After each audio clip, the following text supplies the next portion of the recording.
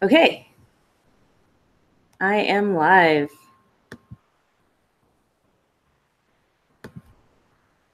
This is a new screen for me.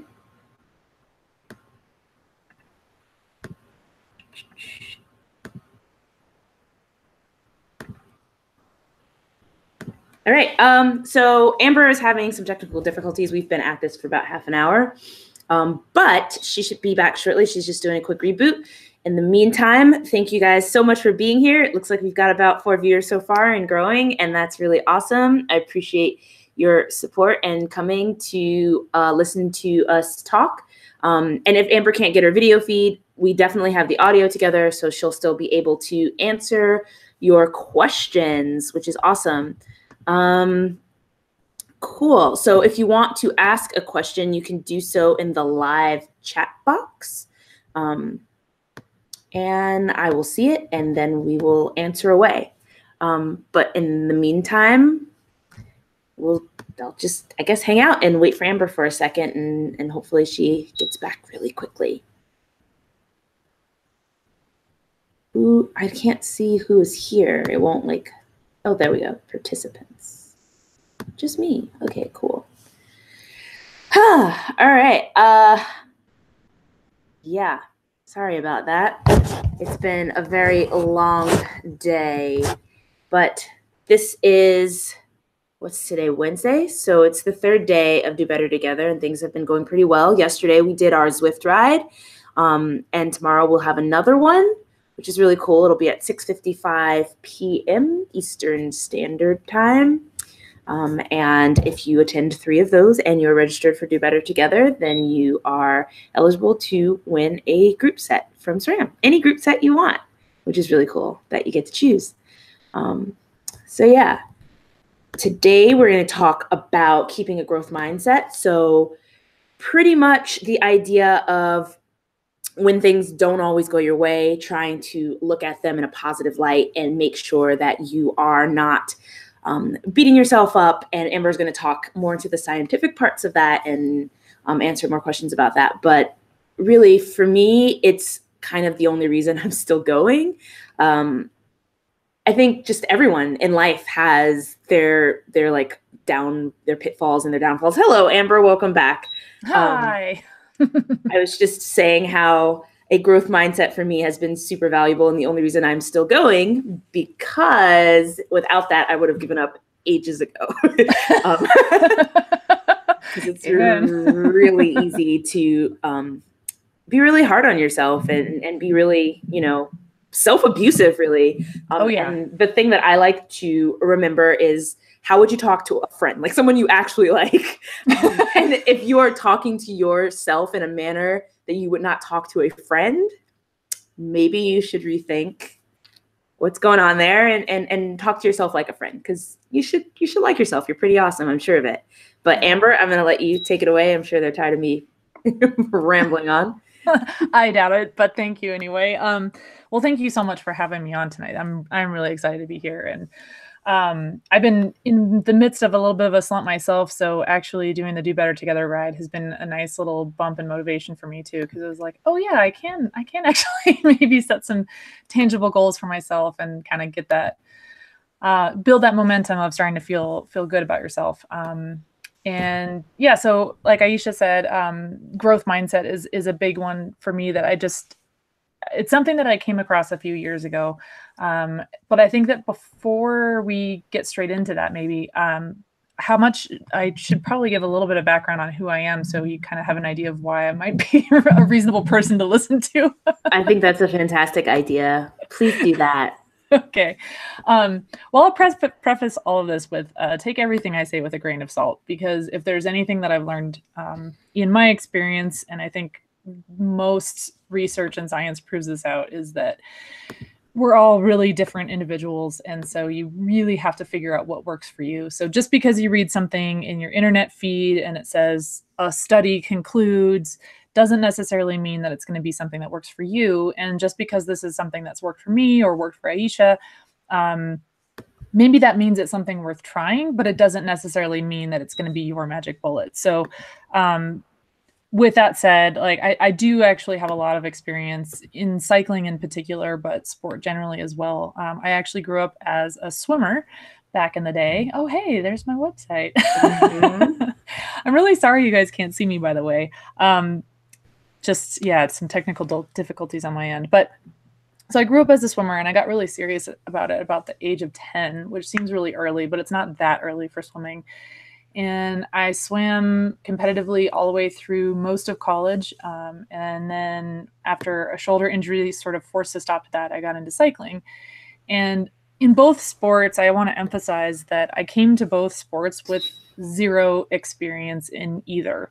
So I've run the gamut from complete noob, no idea what I'm doing, all the way up through a reasonably high level. So I swam on scholarship at Stanford, and got close to being able to go to qualify for the Olympic trials. And then as a cyclist, I started again from virtually no experience whatsoever. I mean, I knew how to ride a bike. Like that was kind of my starting point. But I mean, I remember one time being on campus and riding my bike to swim practice and totally eating it on a curb where I did like a Superman slide through a bunch of bark and a planter. And I showed up at our dryland practice with bark sticking out of my hair, and I think I even had like some bits and some like bark rash on my legs. So I wasn't particularly skilled at riding a bike when I started racing. And I didn't even start with racing. I just started with riding to stay fit. So that blossomed into a career as a professional cyclist. So I've actually been racing at the professional level for 12 years now, which it's crazy how quickly time passes. But through all of that time, I've experienced a lot of big ups and downs and a lot of different types of challenges. And I've figured out pretty well what works for me. So right about the time when I'm ready to be done racing is right about the time when I actually know the most about what works for me, which is a really frustrating irony. But that's why I'm here, is I want to share that knowledge with you guys. And so if there's anything, any questions that you have that I can answer, I want to be here for that, because I feel like, I have this little database of experience in my brain that I'd love to just be able to download for people. Unfortunately, it doesn't work that way. So I'll do my best to do that here, though. Cool. Yeah. Can you speak a little bit about Network for Advancing Athletes?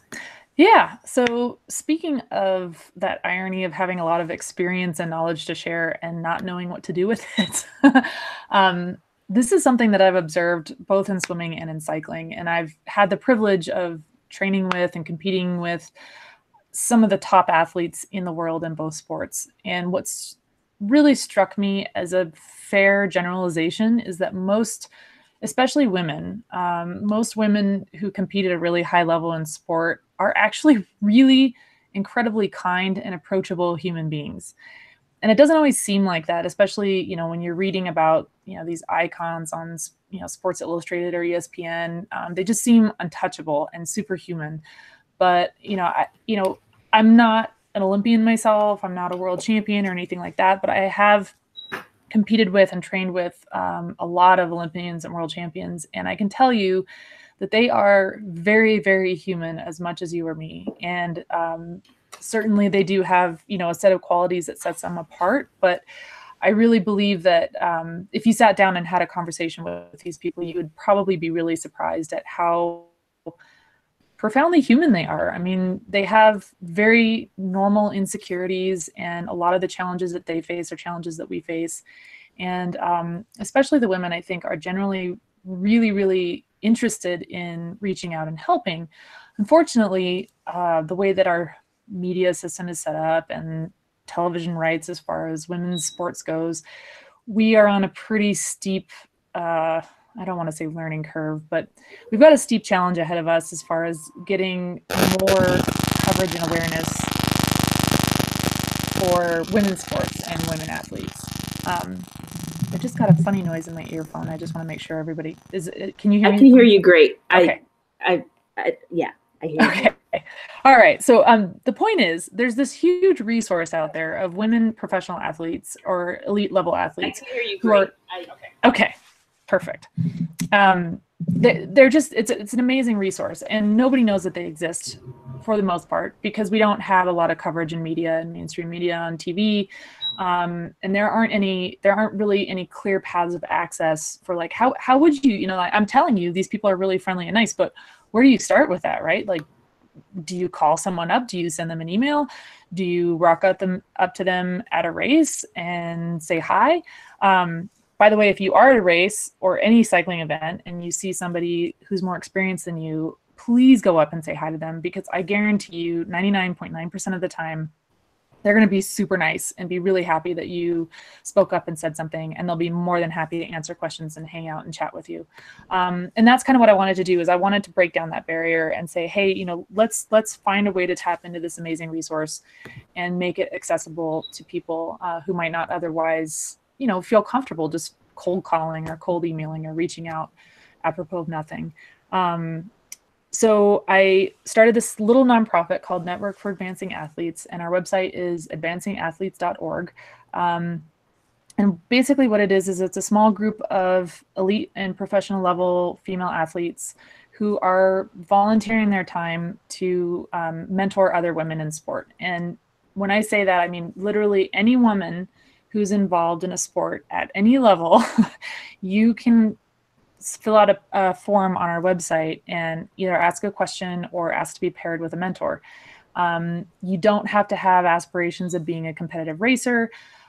You could just be getting into the sport for the first time and just feel like you're trying to navigate your way, and you could use a few pointers. I know that for most of us at almost every level of the sport, getting into it and making progress can feel like you're hacking your way through a jungle with a machete in the dark. And it's really frustrating because there's no clear path forward. But what people like Ayesha are doing is, trying to illuminate that path for you, like handing you a flashlight. I mean, all of the content that she's producing and putting out there is exactly in the spirit of, hey, here are the challenges that you might encounter. Here's a sense of direction. No one's here to define your path for you, but what we can do as, women who have some experience with this is we can help you sharpen your machete. We can hand you a compass and a flashlight, and we can even, connect you to other women who are hacking their way through the very same jungle. You don't have to go it alone. And there are women who have hacked their way through that very same jungle and learned a lot of lessons, who can help you have a better experience. You're the one that has to build and define your own path, but we can be there to help you have a better, more meaningful experience. And so I'm just trying to, do some good and help some people through this nonprofit. We are growing slowly. We're not one of those fancy tech companies that's, on the fail fast track. We just want to deliver quality assistance and meaningful value on a scale that we can manage for now, but I'm definitely looking to help grow that. So anybody who's listening / watching, you are more than welcome to go to the website and submit an application to get paired with a mentor, or if you just have a question, feel free to ask me questions right now, obviously, but if there's a question that arises later after the show, feel free, you can go to our website and ask it there too. And I know Ayesha has an Ask Ayesha component to her website as well. So there are tons of resources out here, and there are a lot of women with a lot of experience ready and waiting and more than happy, in fact, eager to help out. So that's kind of the long version. No, it's awesome. It really makes me sad that not more people know about the Network for Advancing Athletes. I don't remember who I saw posted. It was probably like Mobuna Roy or somebody who I followed. But as soon as I saw it, I signed up, and apparently you were number one. I was quick to the draw, but it's really worked out for me. Like the guidance that I've gotten from my mentor and from you and all the other mentors has been awesome. Like it's been so helpful trying to navigate this dark jungle with a machete. So that's why I was really psyched to ask you to come do this, because I feel like I'm not the only one navigating in the jungle blindly or with a machete. With a dull machete. Dull machete in the dark. So I was hoping that, folks would have the opportunity to use this valuable resource and learn about this valuable resource and tell other people about this valuable resource in the spirit of doing better together, because you're literally putting yourself out here and have created this space for people to ask questions and for people to not know things. And that's super important to me. So yeah, with all of that in mind, how about we dive right into talking about having a growth mindset and keeping a growth mindset? Let's do it. So growth mindset it's a specific term that's been coined by psychologist Carol Dweck, who's a researcher at Stanford. And her research actually arose from looking at young kids in school. So she was looking at the psychology of education. But when I stumbled across her work, I'm reading it and thinking to myself, wow, this obviously really applies to sport and to athletics too. And what she found was a really interesting phenomenon where kids at a young age who were told at some point that they were gifted ended up not performing as well on certain types of standardized tests later on down the road, whereas kids who were not told that they were not specifically told that they were gifted, ended up performing better on these types of tests. And so she thought that that was a really curious phenomenon and dug a little deeper into it. And what she found was that kids who were told that they were, and I'll bring this back to cycling in a little bit, bear with me for just a moment. Kids who were told that they were gifted, because they were told that, they developed a self-concept, what she called the fixed mindset. And the fixed mindset is where you think that your innate ability is something that you're born with and it's fixed. So they were told, hey, you're really smart. So they interpreted that to mean like, I was born with a certain amount of intelligence and that's what I've got. And I have a lot of it, but that's what I've got. And so every test that they took, instead of being an engaging challenge, to them felt like a judgment or an evaluation of their innate capability. And they didn't see their capability as something flexible that they could grow. It was something where, they were just really smart and that's it, end of story. So whenever they would stumble or make a mistake on something, instead of looking at it as an opportunity to learn, they looked at it as a repudiation or a judgment on their innate ability.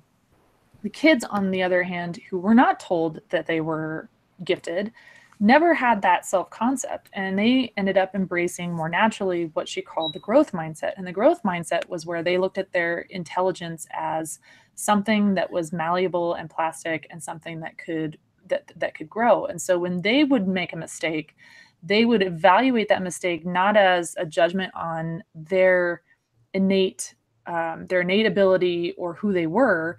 They would see that mistake as something to learn from. And they understood that if they didn't do well on a test, that maybe what that meant was they needed to try harder next time.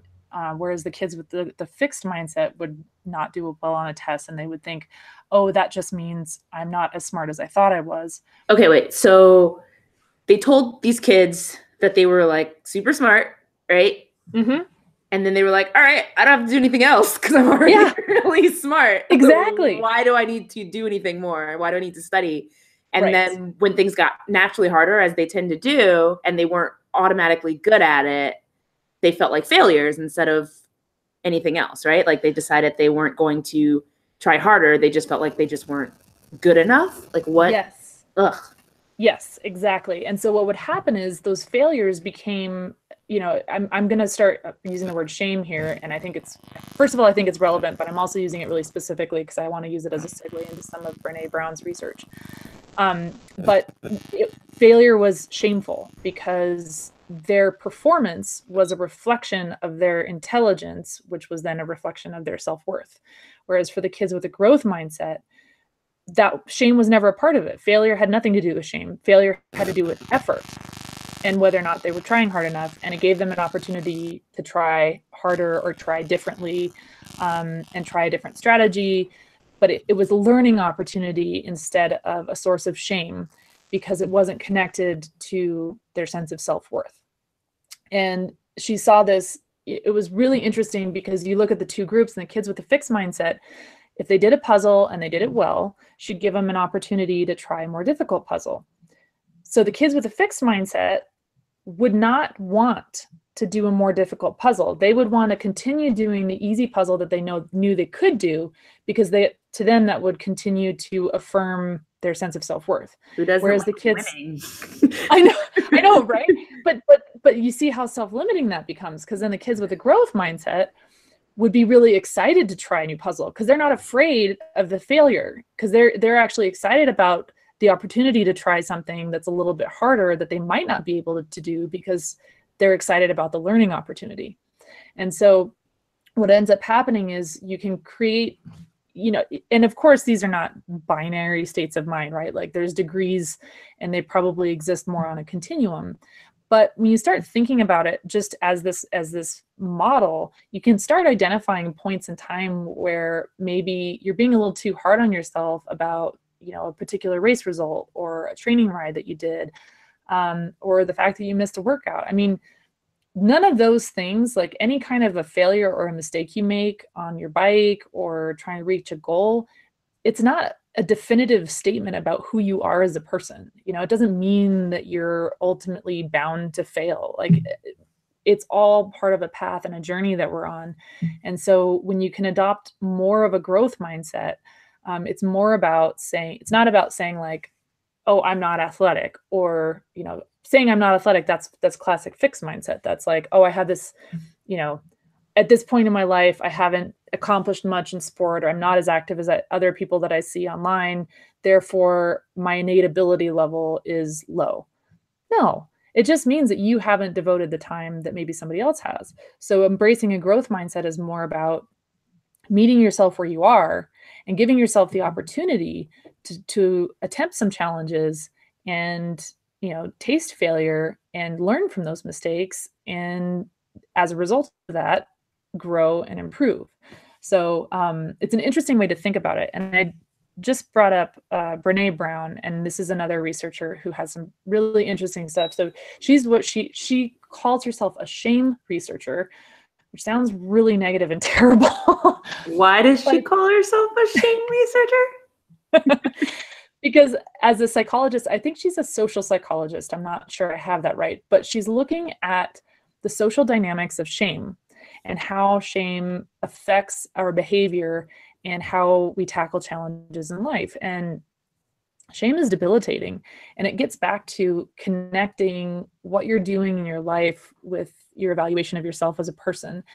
And so, if I look at a training ride as like, hey, this is something fun that I enjoy, that's good for me, it's a challenge. When I can tackle that challenge and I do it well, I feel good about myself, that's great. But it doesn't have to necessarily be the case that when you tackle it and you fall short, that you feel terrible about yourself.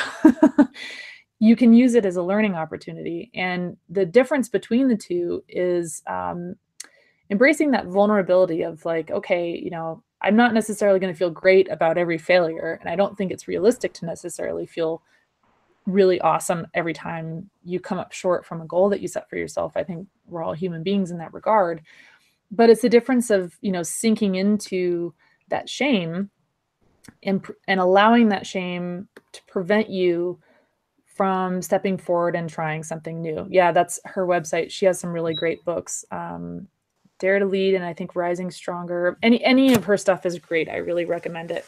But I think that the key thing from her research was that because shame is such an uncomfortable feeling, we do a lot to protect ourselves from it, which is to say that we try to avoid situations where we might experience shame. And a classic situation where we might experience shame is setting a goal or tackling a challenge and feeling like we come up short. And when you start limiting yourself to avoid shame, you eliminate opportunities to be vulnerable. So when you try something new for the first time, you're making yourself vulnerable. I mean, you're making yourself vulnerable to coming up short. And there's nothing inherently wrong with that, although we tend to be really hard on ourselves nonetheless. Like, we tend to treat mistakes and failure as if they are inherently wrong and deserving of great shame. And I don't think it's fair to expect any of us to just flip a switch and say, hey, I'm not going to feel ashamed ever again. But I think it is worth examining, what are things that we we decide either consciously or unconsciously not to do because we're worried about feeling ashamed. And I think that when we limit ourselves on that basis, we really close ourselves off from important experiences and important growth opportunities. And speaking of NAA, I want to use an example from our last clinic. Ayesha was there and heard this story too. We had two of our mentors there who are both professional cyclists, Joy McCullough and Jess Sarah. And Jess was recounting a time when she very first started racing bikes, and she did her first national level stage race, which is a really tough challenge to tackle in the first place. And she happened to pick one of the toughest ones in the country. So she was on a steep learning curve, and she was lining up at the start of the criterium race. And the criterium race is the shortest of all of the different types of road disciplines. And it's really high intensity because it's short in duration. And it takes place on a short loop that's usually less than a mile. So that usually means that there's a lot of corners involved. So it takes a lot of technical skill too. So this is an event that's particularly intimidating, or can be particularly intimidating if you've never done it before, especially at that level. And so here she is lined up in a group of professional racers, all of whom are highly competitive, and they're chomping at the bit and ostensibly want to win this race. And she's scared out of her mind. You might think that in a situation like that, the goal is to project confidence and project a particular image of competitiveness and whatever. But Jess made a really interesting choice in that moment. She chose to make herself vulnerable and to risk that shame. And she reached out to Joy, who was standing next to her, and tapped her on the shoulder and just said, "I'm scared out of my mind." And it may not have been those exact words, but that was the gist. And she made that choice to be vulnerable to somebody that she didn't know that well at the time, who very well could have turned around and been a real jerk about it. But Joy is a consummate professional and wonderful human being. And, she said that she just told Jess, "Hey, stick on my wheel." She said, "Get on my wheel and just stay on my wheel for the entire race." And so because Jess was able to overcome that fear of shame and to make herself vulnerable in that moment, she created an ally. And as a result, she jumped on Joy's wheel as soon as the race started, and she stayed on Joy's wheel the whole time. And because Joy was an experienced racer, she was able to navigate that race safely and effectively. And it enabled Jess to have a really amazing experience in the race. I mean, neither one of them won the race, but they raced really, really well. And Jess raced a level up from what she probably would have had she not made that decision to make herself vulnerable in that moment.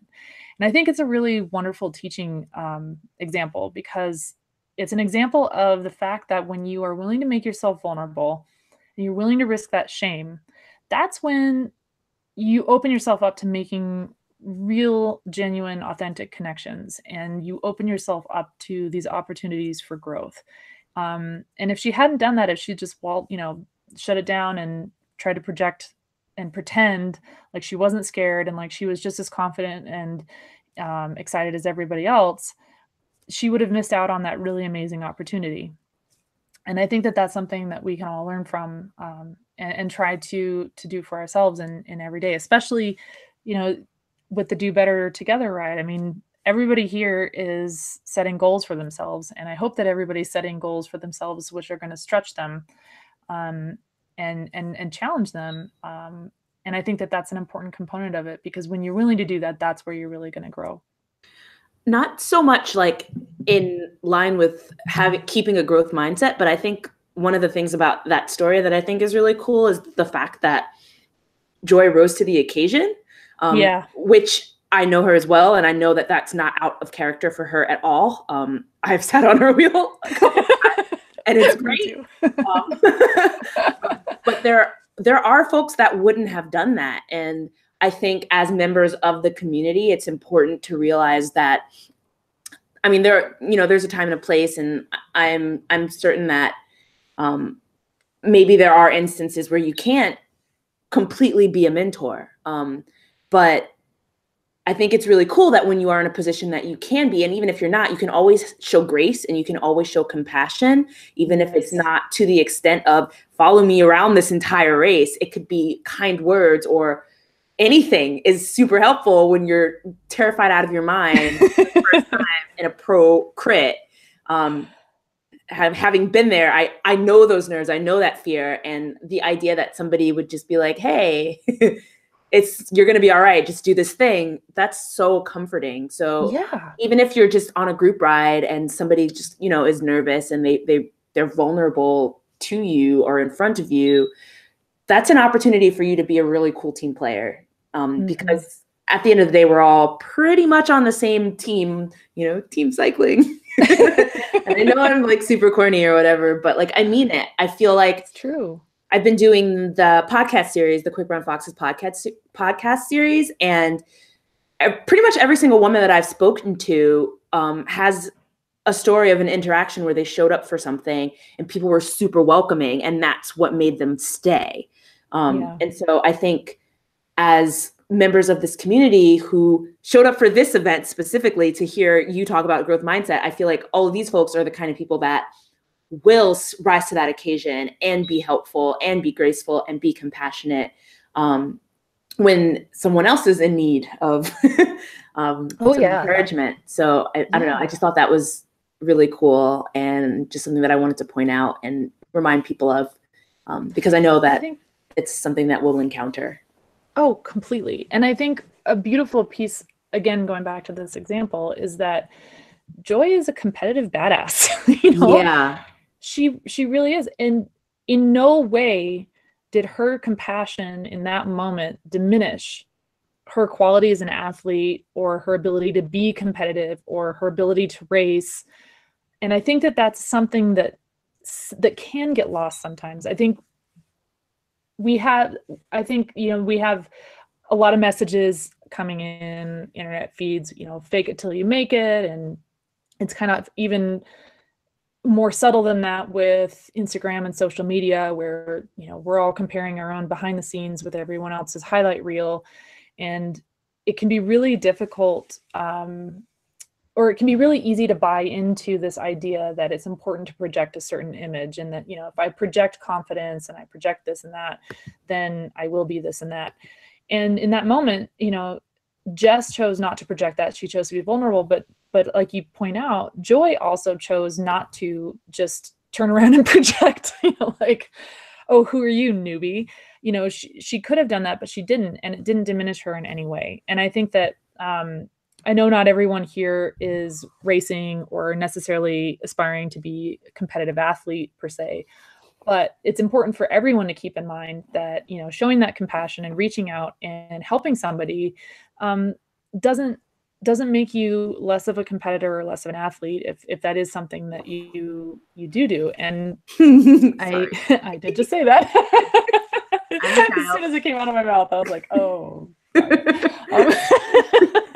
I'm really glad you giggled, actually. But yeah, I think it's important. And I think one of the powerful things about seeing them present that is they're two professional women athletes who compete at the highest level, who are admitting to feeling vulnerable and insecure, and who are admitting to showing compassion for that. And I've been fortunate that most of the people I think that I've encountered in sport have been like that, have been willing to reach out and have that and extend a helping hand. And I think I'll just share a quick anecdote too from back in my swimming days. So I ended up having to get shoulder surgery, and I left the swim team before finishing out my 4 years, which was a blessing in disguise because I ended up finding cycling later. But what was really interesting to me was a dynamic that shifted once I wasn't on the team anymore. So when I was on the team, I just felt like everyone around me had it together, and they were so confident, and they were, you know, so good at what they were doing. And I just felt like this bundle of nerves and insecurity all the time. And I was just constantly comparing my internal environment to what they were projecting around me. And I mean, at the time, social media wasn't a big thing. I don't even think Facebook had been invented yet. But it was essentially the same thing. Like, my behind the scenes was what was going on in my head versus what I was seeing everybody else around me project. And so I was terrified to admit how much I was struggling and how difficult everything was for me, how insecure I felt, because I didn't want to be the weak link in the team. And so I sucked it up and I didn't share with anybody.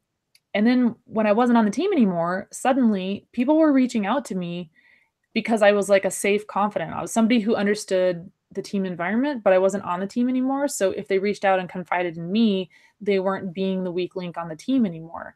It made me a safe person to talk to. And it was a really interesting situation because it made me realize that had I actually reached out at the time when I was on the team, I might have found that everyone around me was struggling with similar things and that we could have really helped each other.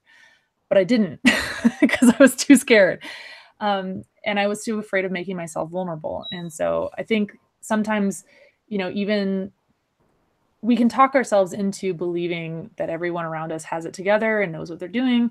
But I think it's a safer assumption to guess that everybody is doing the best they can, probably freaking out a little bit and mostly insecure, and everyone could use a helping hand at some point or another. So even if somebody isn't making themselves vulnerable to you, maybe look for opportunities just to reach out and share that with somebody, because you never know.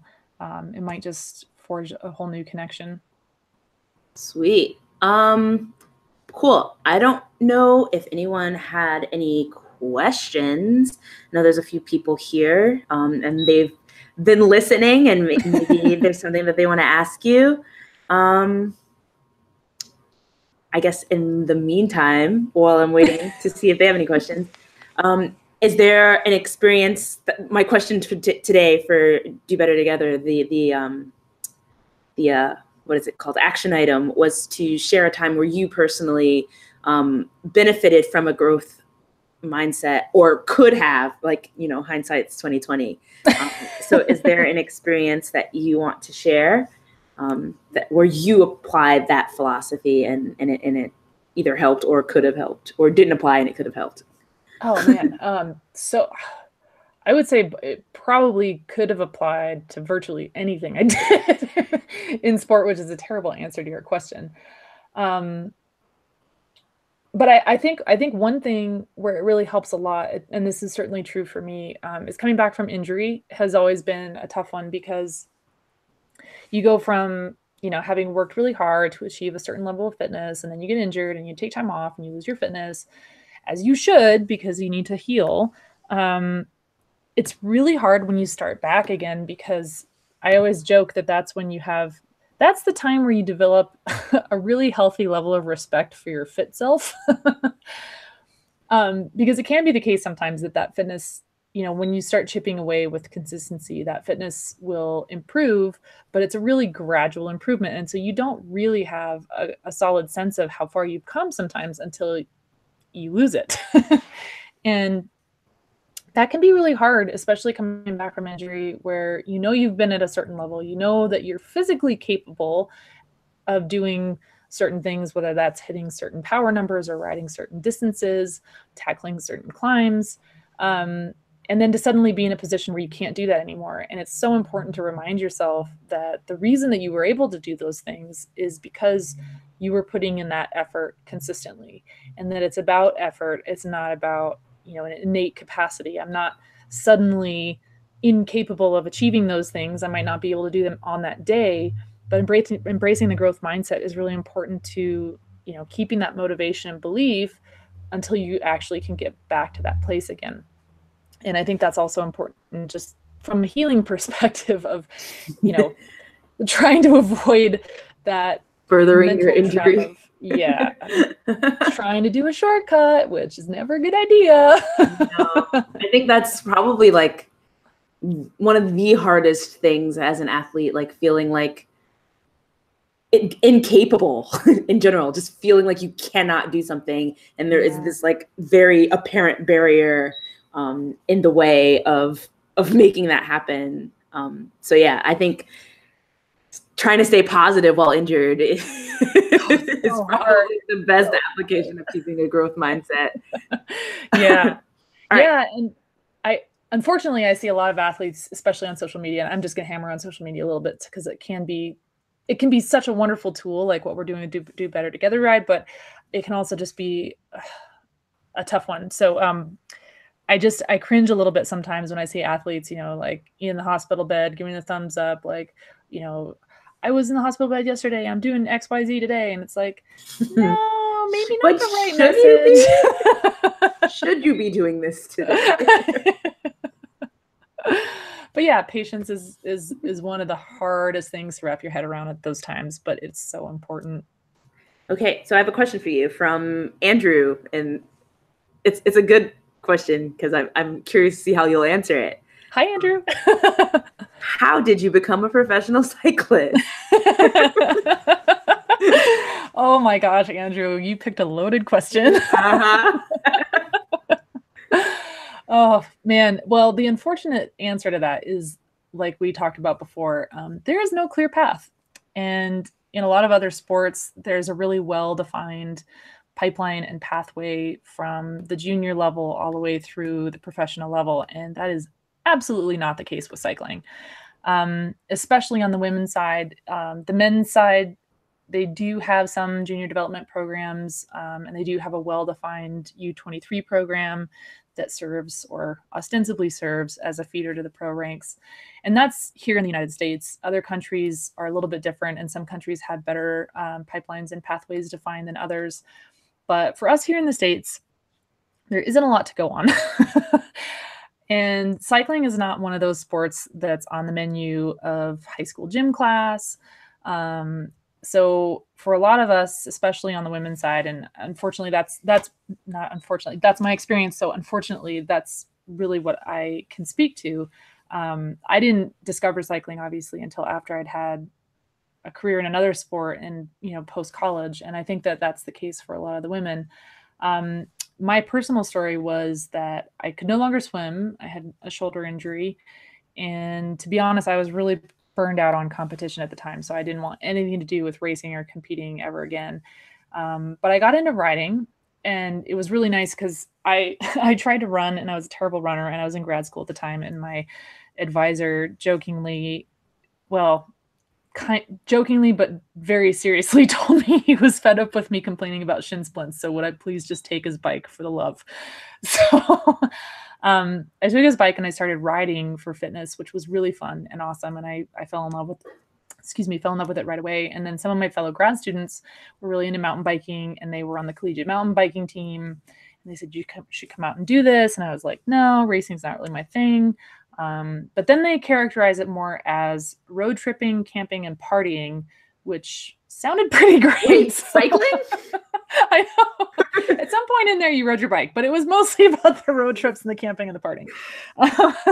Okay. So that's how I got into it. And I actually was so kind of mentally messed up from being burned out that I made a really weird deal with myself, which was I didn't allow myself to train.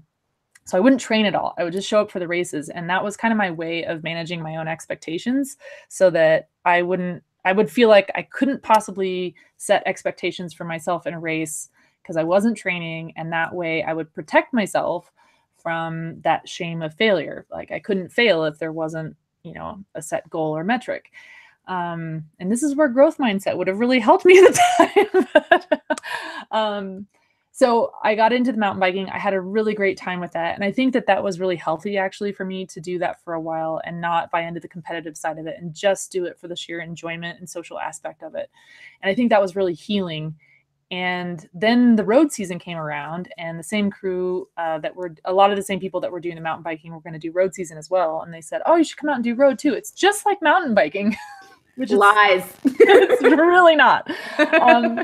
But the great thing was I had formed some really great bonds with these folks, and they were great friends. And so I actually had a really good time in the road season. And again, I was not training specifically, but then I got really into the team time trial and was really inspired by that kind of as a team effort. So I started training pretty seriously for the team time trial. I did not do well at nationals that year. I crashed out of the road race and I got dropped, I think, 2 laps into the crit. It was not pretty. We had a really good team time trial team though. We just had like a terrible kind of tragic mechanical on the day. It happens. But through all of that, I got really inspired by my teammates and decided that I actually wanted to try to be good at this thing. So I reached out to my teammates and made myself vulnerable and said, hey, I don't know what I'm doing. And I would, really love your help. And so I had a really amazing group of mentors around me who helped me figure out how to train, who helped me with race strategy and teamwork. And it was the camaraderie of that team was really incredible. And it's actually also how I met my husband, who at the time was a Cat 1 racer. And I was obviously a beginner Cat 4 back in the day. Women started out as Cat 4.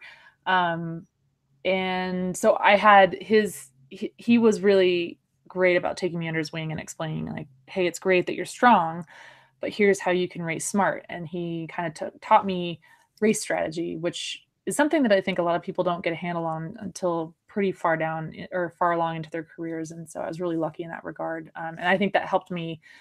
I mean, that was really the crux of accelerating through the ranks really quickly in that beginning. So yeah, it was collegiate cycling. It was collegiate cycling and the parties. The parties, the road trips, couple bike rides mixed in. Yeah, but I have to say, I mean, the social aspect is what got me into it. And as much as I love the competition aspect of racing, the social aspect has always been, for me, the part that is the most rewarding. So racing with a team, being a part of a team, and that camaraderie, that's always been my favorite part of it. I don't think that I would have stuck with it quite as long if it weren't a team sport. So that has always been the common thread. That's cool. I like it. I think for me, obviously the people in the community are like a big driving force for me, which is why I hope to see a larger portion of the community better represented. There's some pretty great people out there that we don't see. Which college did you go to? Is the question. Oh, I went to Stanford University, and they had a cycling team. Yes. They have a collegiate team. Cool. Yeah, the collegiate cycling team. Yeah. And there are actually, Stanford's not one of them, but there are a growing number of colleges and universities out there that offer cycling scholarships.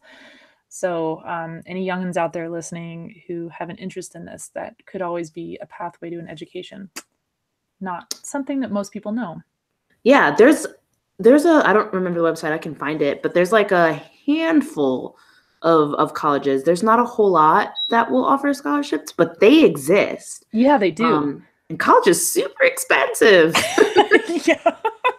So if you can like race bikes and go to college, or go to college by racing bikes, hey, sounds like a win to me. It's good stuff.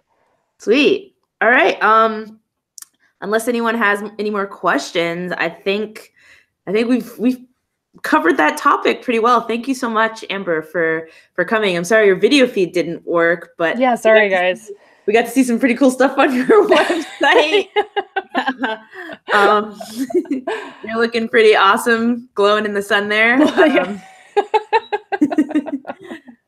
But yeah, for the record, I do have serious resting face, but if you ever see me in an event somewhere and I have serious resting face, don't be deterred. I'm a nice person. She's a very nice person, and she was very nice to come and talk to us and answer a couple of questions today.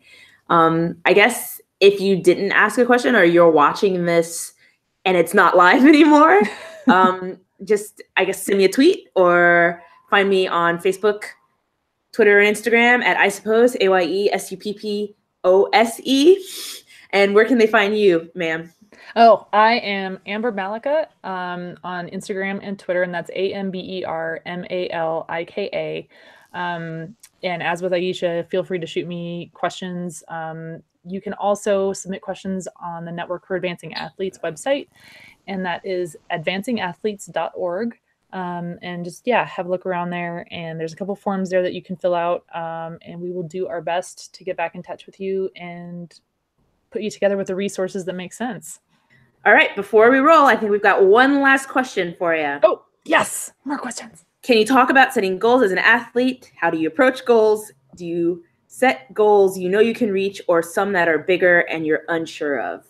It's like a three-parter. Yeah. That is a really good question. Okay. I think it's really important to set both kinds of goals. So I think it's important to not just have, I think it can be really helpful to have like one big overarching scary goal where you're really not sure if you're capable of doing that. But what you want to do then is you want to break that down into a lot of smaller goals. And so this is kind of like, you want to break that down into goals that are achievable. So you want to have a balance where some goals if you're just setting goals for yourself that you already know that you can do, it's not going to feel all that fulfilling when you accomplish them.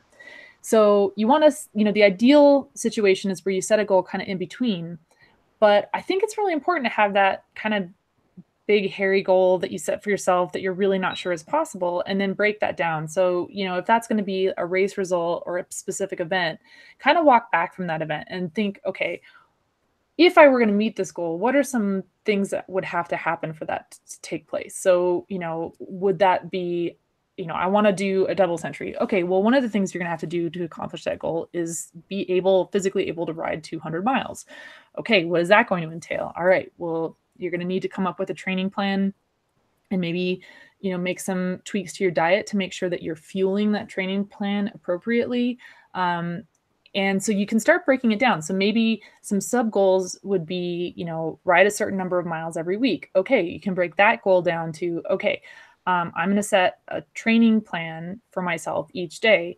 And each time you accomplish one of those, a ride that you set out for yourself as a training ride, that's a goal accomplished too. So you want to have a big stretch goal, and then you want to move towards that goal with smaller goals that are achievable and break them down, and you can even have goals within a ride. So my goal is to do this particular interval set, and start each ride or each training session with that intention or that goal in mind. So, okay, I have a goal of accomplishing this training, this interval set, and I'm going to do it on this particular route. And you commit yourself to those things. And then what you do then is you start to accumulate just these small daily goals. And every time you reach a goal, it's just slowly going to start building your confidence that you are a person who is capable of reaching goals. And you put a couple good days together, it turns into a good week. You put a couple good weeks together, it turns into a good month. You put a couple good months together, and boom, you're in a position to accomplish that double century. So what I really encourage you to do is think about something that is kind of scary to you, but it shouldn't just be scary. It should be something that really excites you. Like, this would be amazing if I could do this. And once you have that kind of vision in mind, like really picture yourself accomplishing that, feel what it would feel like, do the whole visualization exercise where you're imagining how being there and doing that thing would affect all 5 of your senses. Like, try to bring every sense into that visualization. And if it's something that really lights your fire, then you've got a really good goal in mind. And then start breaking that down into the smallest possible goals that you can, and break it down into daily goals, or even multiple goals during a day. And then the other thing I would say about that is track your progress. So it can be something as simple as, Training Peaks is a really great platform for having a training plan that you can integrate into different calendars on different devices. But honestly, all you need is a notebook. Just have a notebook and set a goal for yourself each day. And if you make that goal, make a check mark or cross it off on a calendar. And I think it's the Seinfeld method maybe, where you just make an X on each day that you accomplish that goal that you set for yourself, creates a chain, and then don't break the chain. And the longer the chain gets, the more motivating it is. But you just want to have a log so that you can look back like after a couple months and realize that, hey, actually that's true. Like, putting a few good days together turned into a couple good weeks, and that's turned into a couple good months. And when you look at that kind of body of work that you've accomplished, that's where you'll really start to build that sense of confidence and feel prepared to tackle a goal that you set for yourself. Because I think that confidence is a big part of this, and it's not something that you're necessarily going to start out with, but it's something that you can build through accomplishing these little goals in service of the bigger goal. I hope that's helpful. Yeah, I think that'll cover that. Thank you, Josh, for that question. That's a good one. It's such a good question. I think my favorite part of all of your advice, I like the visualization, both the writing it down and like creating the chain. Like, Training Peaks does this thing where if you successfully accomplish your workout, it turns green. Yes. They've introduced orange now. Before it was just green, yellow, red. And now there's like, well, you sort of did it, so it's not quite red. And that feels so much better than red. But like, seeing so many greens in a row feels really, really nice. Which honestly does make it a little harder if that red does happen. But it's it's really nice to see like, well, look at all these screens. Look at how much I can accomplish if I'm just like consistent and I stick to it. Yeah. And then also the visualization of yourself like crossing a finish line or accomplishing the thing. So helpful, especially like during the actual activity, not even just leading up to it, but like during the activity. Specifically for me, for Kanza, like the only thing helping me get through was the idea that I was going to cross that stupid finish line. Like I could see it. I didn't imagine it would be dark, but I imagined it, and it was so helpful because it was like, okay, this is gonna be a reality. Like I'm seeing the future right now. Yeah, and I think that's why it's really important to pick a goal that gets you really excited. Like a little bit scary, cool, that's good. But if it's just scary, that's not going to be enough to get you through those times when you're like, you know, like at Kanza. I mean, there's some brutal sections of that course where, you know, a lot of people like you could just throw in the towel anytime. I mean, I definitely did, for different reasons. Well, you were super injured. Don't do that to yourself. Growth mindset, Amber. Growth mindset. Thank you. Yes. See, this is why it's important to have friends to help check in and remind you.